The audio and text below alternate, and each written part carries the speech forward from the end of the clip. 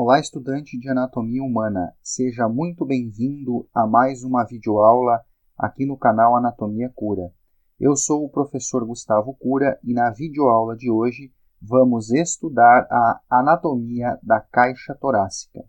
Então, primeiramente, a caixa torácica é uma estrutura anatômica que está localizada na parte superior do tronco, posicionada entre o pescoço e o abdômen.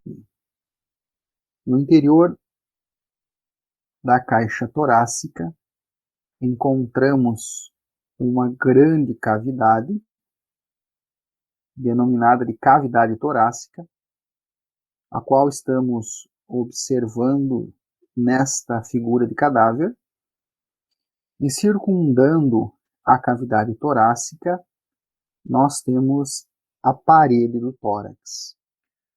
Dentro da cavidade torácica estão localizadas algumas estruturas, como o coração e os pulmões, bem como visualizamos a maior parte da traqueia e dos brônquios.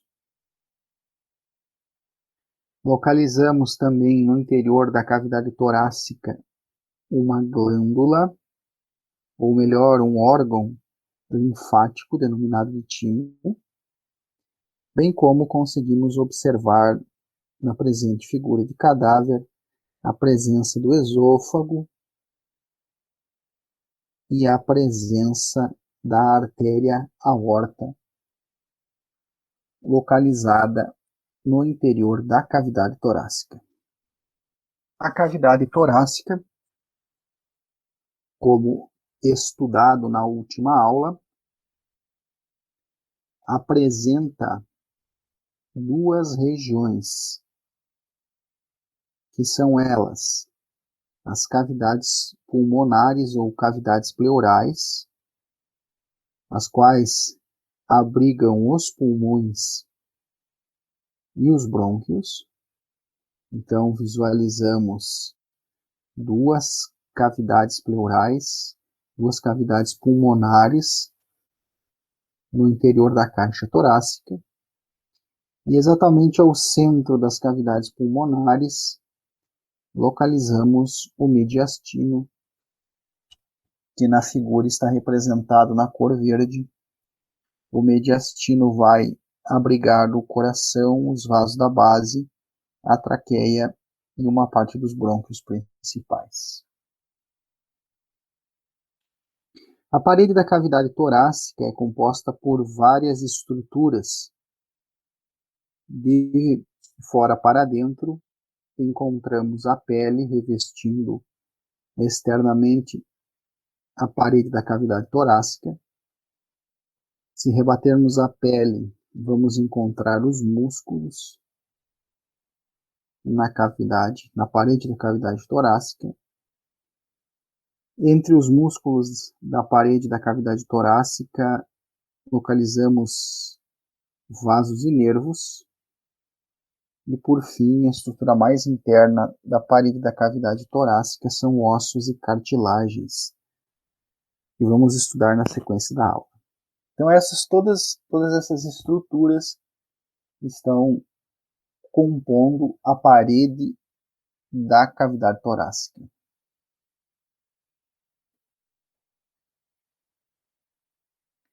Pensando no aspecto funcional, o tórax, a estrutura óssea do tórax, protege o coração e os pulmões, bem como a estrutura óssea do tórax é local de inserção, local de fixação de vários músculos esqueléticos.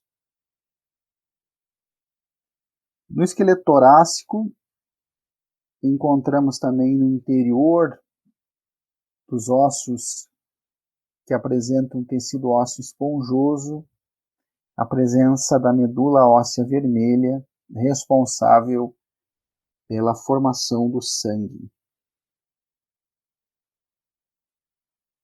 Nos locais aonde encontramos tecido ósseo esponjoso na caixa torácica, há a presença de medula óssea vermelha responsável pela formação das células sanguíneas. Nesta figura, conseguimos observar em vermelho todos os pontos do esqueleto da caixa torácica que apresenta tecido ósseo esponjoso, portanto, local de produção das células sanguíneas, feito pela medula óssea vermelha localizada junto do tecido ósseo esponjoso. Quando pensamos no esqueleto da caixa torácica, convém lembrar que no esqueleto da caixa torácica vamos encontrar estruturas ósseas e cartilagíneas. Estamos observando o osso externo, que faz parte da formação do esqueleto ósseo cartilaginoso da caixa torácica. Estamos observando também as costelas e as suas cartilagens costais. E estamos observando nesta região a presença de vértebras torácicas, que também participam da formação da caixa torácica. Em resumo, a caixa torácica é composta, na sua estrutura, por ossos e cartilagens. A caixa torácica vai apresentar duas aberturas. Na presente figura, estamos visualizando uma abertura superior e descendo aqui na região inferior, visualizamos também uma abertura inferior na caixa torácica. Então vamos conhecer agora na sequência as aberturas do nosso tórax, as aberturas da caixa torácica. Estamos visualizando a abertura superior do tórax, ou abertura torácica superior, que comunica-se com o pescoço e também com o membro superior. Então, essa abertura é um local de passagem de estruturas anatômicas que vão fazer a comunicação da caixa torácica com o pescoço ou a comunicação da caixa torácica com o membro superior. As estruturas anatômicas que cruzam pela abertura superior da caixa torácica são a traqueia, o esôfago e também vários vasos e nervos. A abertura superior da caixa torácica apresenta os seguintes limites. Estamos observando agora a estrutura anatômica que demarca o limite anterior da abertura superior da caixa torácica. Portanto, o manúbrio do osso externo é a estrutura anatômica que demarca o limite anterior da abertura superior do tórax. Posteriormente, visualizamos a estrutura anatômica que demarca o limite posterior da abertura superior do tórax, que é a primeira vértebra torácica.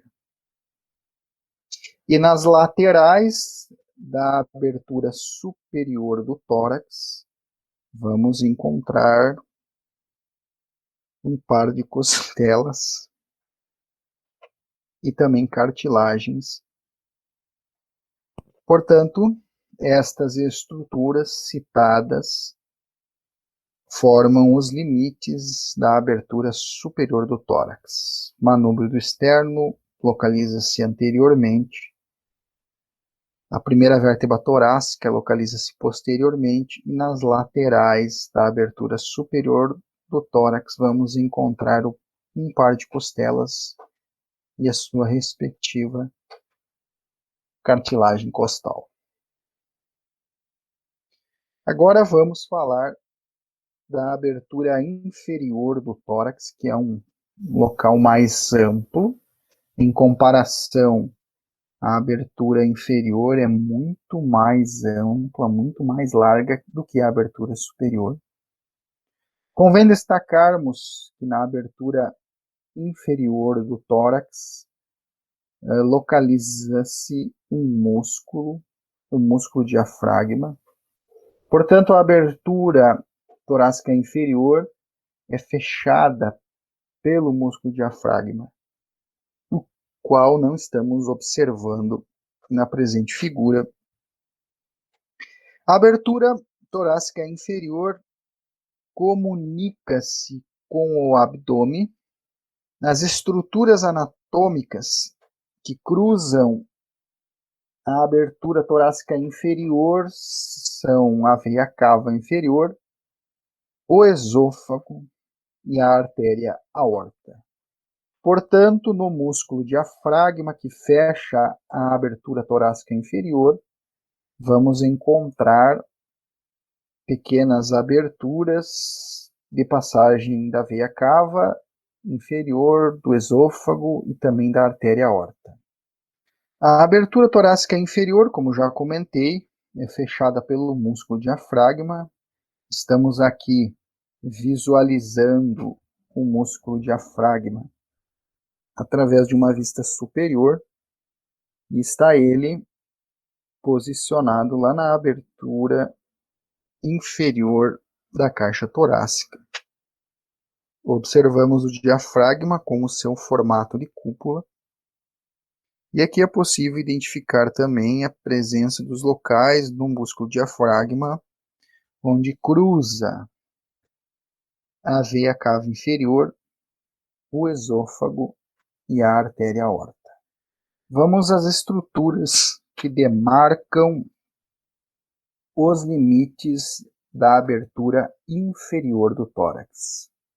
Então, neste local, visualizamos a abertura inferior do tórax. E o processo xifoide é a estrutura anatômica que demarca o limite anterior desta presente abertura, que denominamos de abertura torácica inferior. Agora, posteriormente, a abertura torácica inferior vai apresentar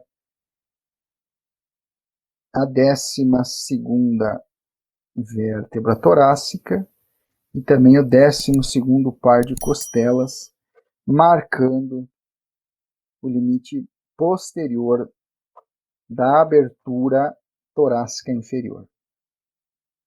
E nas laterais da abertura torácica inferior, vamos encontrar costelas e cartilagens. Em relação ao osso externo, que faz parte da composição da caixa torácica, este pode ser definido como sendo um osso plano e chato, ímpar, que está localizado na parte anterior do tórax. O osso externo está se articulando com várias estruturas que estão nas suas adjacências. Podemos citar, dentre elas, a clavícula e as cartilagens costais, articulando-se com o osso externo, que está localizado na parede anterior do tórax. O osso externo, anatomicamente, vai apresentar 3 porções. A porção superior do osso externo vamos chamar de manúbrio. Aqui está, portanto, o manúbrio externo. A porção média do osso externo chamamos de corpo externo, que é a maior porção. E a porção inferior do osso externo chamamos de processo xifoide, que é muito cartilaginoso encerrando seu processo de ossificação por volta dos 40 anos, aproximadamente. Nesta figura de vista anterior, identificamos o osso externo e visualizamos as estruturas anatômicas que estão se articulando com ele. Observamos, na região do manúbrio, o osso externo se articulando com a clavícula. Observamos o osso externo articulando-se com a cartilagem costal da primeira costela e também se articulando com uma parte da cartilagem costal da segunda costela, bem como observamos neste ponto a articulação do manúbrio com o corpo do externo. Agora, o corpo do externo articula-se com as cartilagens costais da segunda até a sétima costela. Observamos o corpo do externo articulando-se com o manúbrio e observamos também o corpo do externo articulando-se com o processo xifoide. E por fim, o processo xifoide articula-se somente com o corpo do externo. Então aqui pegamos um breve apanhado das articulações existentes entre as estruturas do externo e os demais elementos que estão nas suas adjacências. No esqueleto da caixa torácica encontramos 12 pares de costelas. Há 12 pares de costelas articulando-se com as vértebras posteriormente e anteriormente através das cartilagens costais. Algumas costelas conseguem alcançar o osso externo. Destes 12 pares de costelas existentes, as 7 primeiras costelas recebem a denominação de costelas verdadeiras. A contagem das costelas se dá de cima para baixo, ou seja, de superior para inferior. Então, da primeira até a sétima costela, essas são chamadas de costelas verdadeiras, porque estas articulam-se através das cartilagens costais. Estas articulam-se com o osso externo. Então verificamos que as 7 primeiras conseguem alcançar o osso externo. É claro que como auxílio da sua respectiva cartilagem costal. Cartilagem costal é esta cartilagem do tipo hialina que estamos verificando na figura, aqui na cor azul, mas naturalmente as cartilagens costais têm a coloração esbranquiçada. A 8ª costela, a 9ª costela e a 10ª costela são chamadas de falsas costelas, porque não alcançam o osso externo, mas sim alcançam a cartilagem costal da costela que encontra-se acima. Portanto, a cartilagem costal da 8ª costela alcança a cartilagem costal da 7ª. A cartilagem costal da 9ª costela alcança a cartilagem costal da 8ª costela. E a cartilagem costal da 10ª costela alcança a cartilagem da 9ª costela. Então, a 8ª, a 9ª e a 10ª costelas são chamadas de falsas costelas. Já as duas últimas costelas, a 11ª e a 12ª costela, terminam nos músculos da parede anterolateral do tórax. E estas, portanto, recebem a denominação de... Então, essas foram as características que são utilizadas para classificar as costelas em verdadeiras, falsas e flutuantes. Observamos na presente figura que o comprimento das costelas tende a aumentar da primeira até a sétima costela. O comprimento da costela tende a aumentar. Vamos fazer uma contagem aqui: primeira, segunda, terceira, quarta, quinta, sexta e sétima. Até a sétima, o comprimento aumenta. E da oitava até a 12ª costela ocorre uma diminuição do seu comprimento. Então, oitava, nona, décima, 11ª e 12ª costela. Então, da oitava até a 12ª, o processo inverso, as costelas vão diminuindo de comprimento. Observamos em uma costela típica as seguintes regiões. Então, esta é uma imagem que foi retirada do Atlas de Anatomia do Frank Netter, onde ele está representando uma costela típica.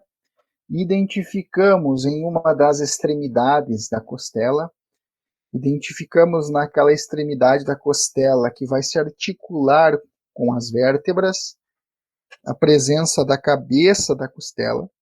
Então, a cabeça da costela é a estrutura anatômica da costela que vai se articular com as vértebras torácicas.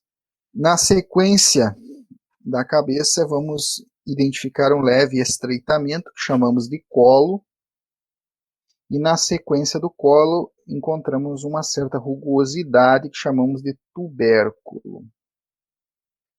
O tubérculo da costela é o local da costela que articula-se com o processo transverso das vértebras torácicas.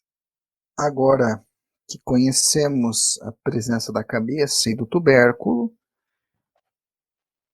podemos destacar que o colo da costela posiciona-se entre a cabeça e o tubérculo.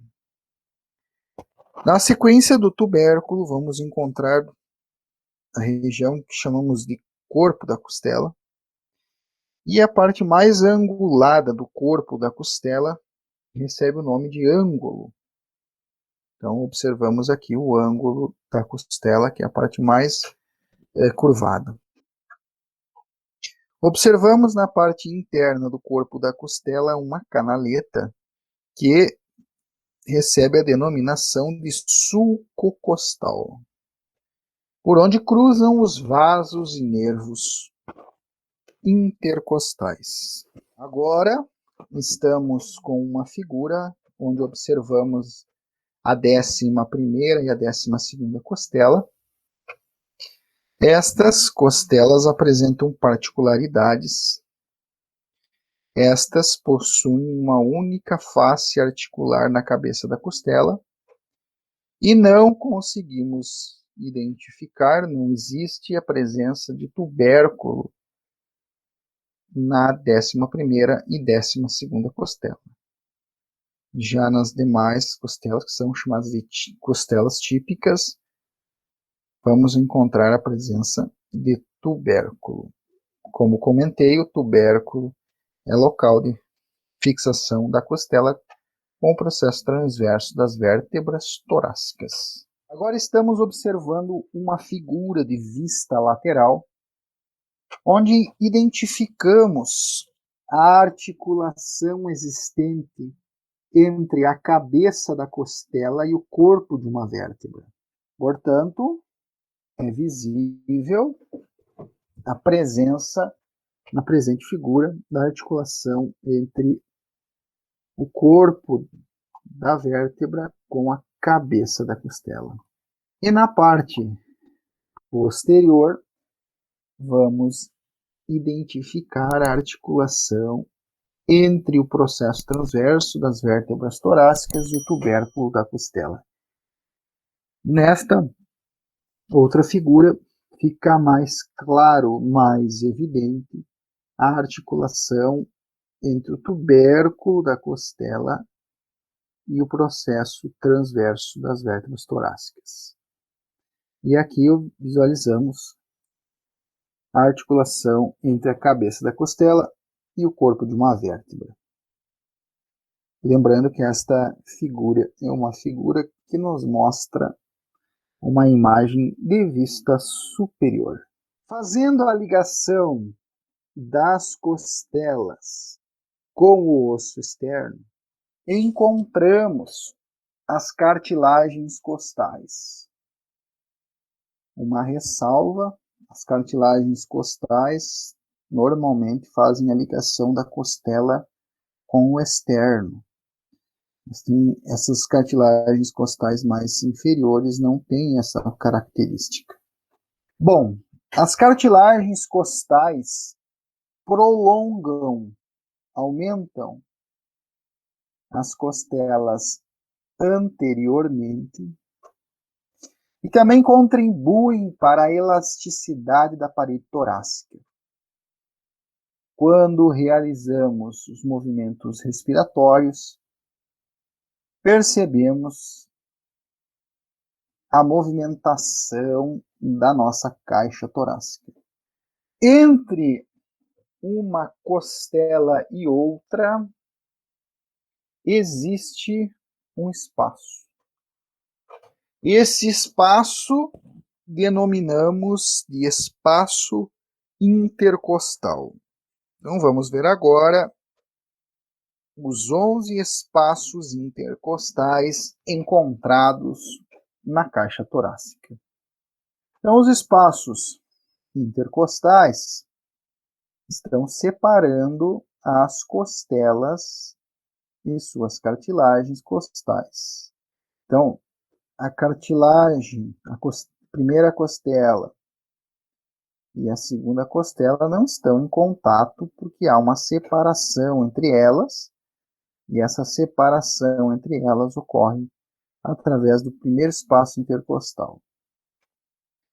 São 11 espaços intercostais, este aqui é o primeiro, segundo, terceiro, quarto, quinto, sexto, sétimo, oitavo, nono, 10º e 11º espaço intercostal, é que, como o próprio nome diz, os espaços intercostais são os espaços existentes entre as costelas.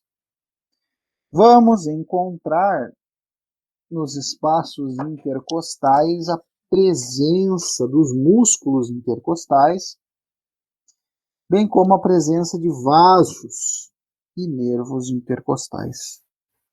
Bom, uma parte da coluna vertebral, para ser mais preciso, a coluna torácica, também faz parte da formação da caixa torácica, então vamos investigar agora a coluna torácica.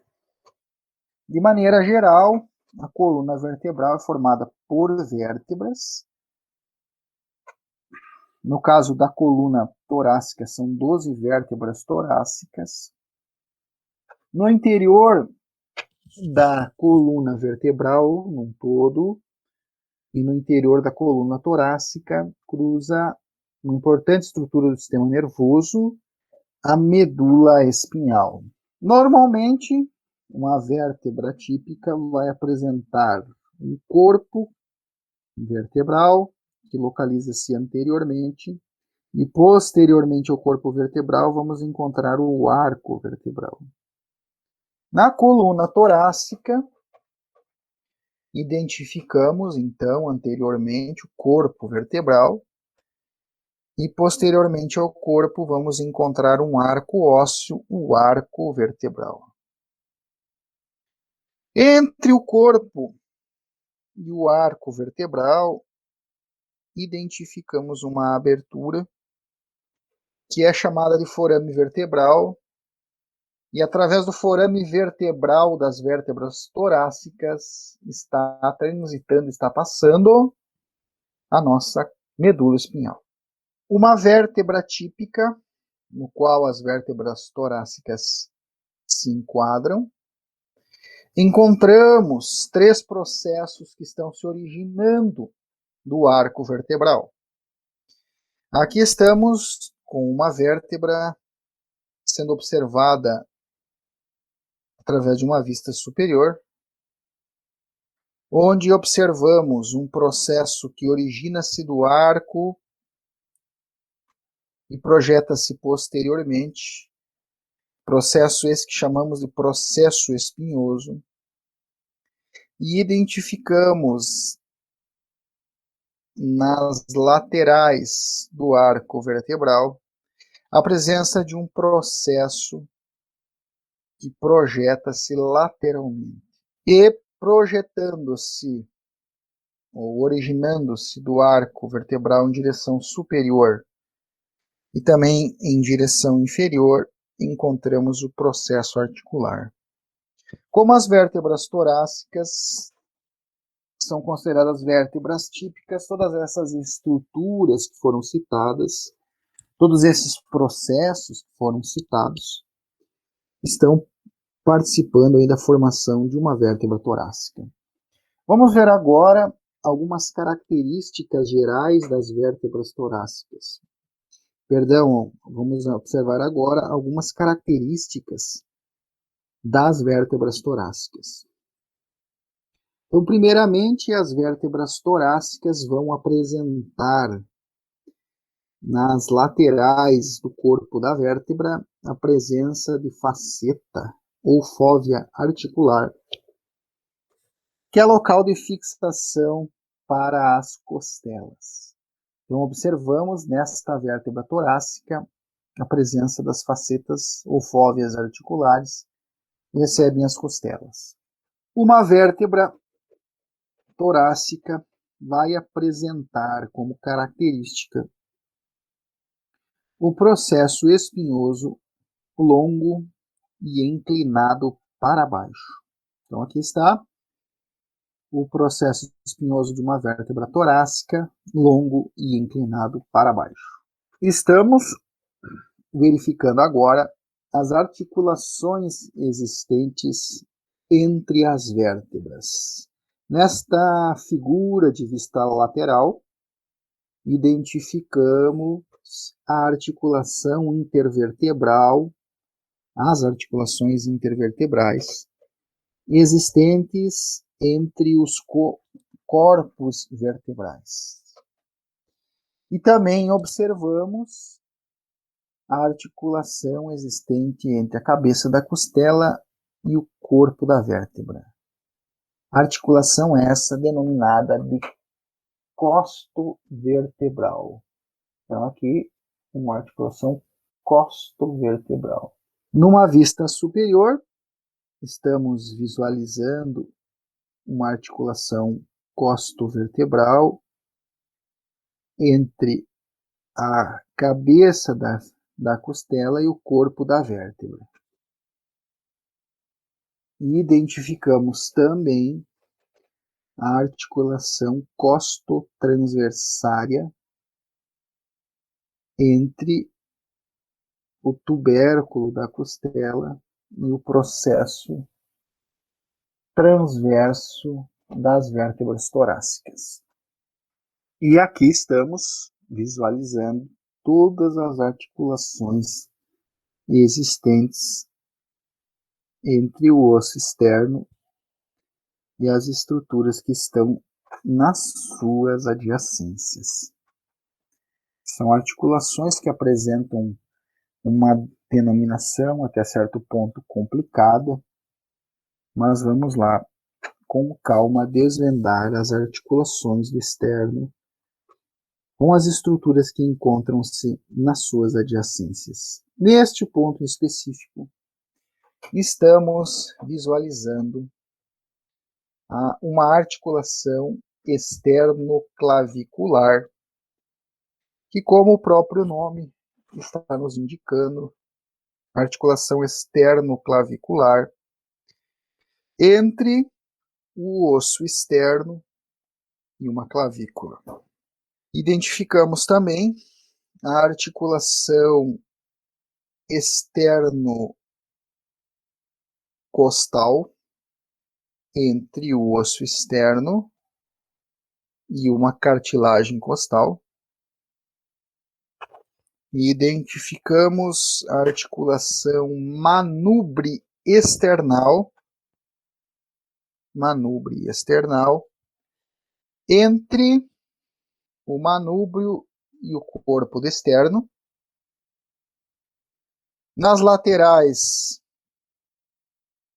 identificamos as articulações costocondral, articulação costocondral entre a costela e a cartilagem costal. Articulação costocondral entre uma costela e a cartilagem costal. A articulação intercondral ocorre entre as cartilagens costais, onde visualizamos a articulação da cartilagem costal da oitava costela articulando-se com a cartilagem costal da sétima costela. E, por fim, visualizamos a articulação xifoexternal entre o processo xifoide do externo com o corpo externo. Bom, essas articulações existentes na caixa torácica possibilitam a movimentação da caixa torácica. Embora essa movimentação seja pequena, há uma certa movimentação na caixa torácica que ocorre durante a respiração. Neste esquema de várias figuras, visualizamos neste ponto que o diâmetro vertical, ou seja, o diâmetro entre esses dois pontos, representados aqui pela seta verde, e também o diâmetro transversal, representado aqui pela seta vermelha, aumentam durante a inspiração. Então, quando inspiramos, quando o ar entra nos pulmões, o que acontece com o diâmetro vertical e o diâmetro transversal da caixa torácica? Há, portanto, durante a inspiração, um aumento no diâmetro da nossa caixa torácica. Na figura ao lado, a figura B, estamos observando que a caixa torácica alarga-se, sofre um alargamento durante uma inspiração forçada. Então, você que está aí do outro lado pode fazer uma inspiração forçada, coloca o máximo de ar que tem para dentro dos seus pulmões e você vai perceber a seguinte situação. Durante uma inspiração forçada, a nossa caixa torácica vai sofrer uma expansão, um alargamento, à medida que as nossas costelas vão se elevando. O contrário ocorre durante a expiração, fase em que estamos retirando o ar de dentro dos pulmões. Na expiração vai ocorrer a seguinte situação. A caixa torácica vai sofrer um estreitamento à medida em que as costelas se abaixam. Então, quando retiramos o ar dos pulmões, a caixa torácica vai sofrer um estreitamento. Então, em resumo, durante a inspiração, a caixa torácica alarga-se e durante a expiração, a caixa torácica sofre um estreitamento. Isto é provocado pela contração de músculos que estão situados nos espaços intercostais. Quem eleva as costelas são músculos intercostais, que vamos ver na sequência, e também há músculos intercostais que abaixam as costelas. Então, à medida que as costelas são elevadas, aumenta-se, alarga-se a caixa torácica, e à medida que as costelas vão baixando, a caixa torácica sofre um estreitamento. Nesta figura, verificamos a seguinte situação. Observe aqui, representado pela seta azul, um aumento no diâmetro, nesse sentido, um aumento no diâmetro anteroposterior, e observe, através dessas setas, um aumento transversal da caixa torácica. Este movimento, onde as costelas se elevam, assemelha-se ao movimento de alça de balde. Então aqui temos um balde, aqui temos uma alça de um balde, e este movimento realizado aqui na alça do balde é observado também nas costelas quando ocorre um aumento no diâmetro transversal. E quando ocorre um aumento no diâmetro anteroposterior da caixa torácica, observamos o movimento de bomba. Então, este movimento onde a caixa torácica aumenta o seu diâmetro anteroposterior, este movimento assemelha-se ao movimento de alça de balde. Todos estes movimentos, o movimento de alça de balde e o movimento de braço de bomba, são realizados na nossa caixa torácica durante as fases da inspiração e expiração. Bom, chegamos ao final de mais uma videoaula aqui no canal de Anatomia do professor Gustavo Cura. Se gostou do vídeo, deixe a sua curtida, inscreva-se no canal e ative o sino de notificações para receber novos vídeos. Obrigado pela atenção de todos, um forte abraço do professor Gustavo.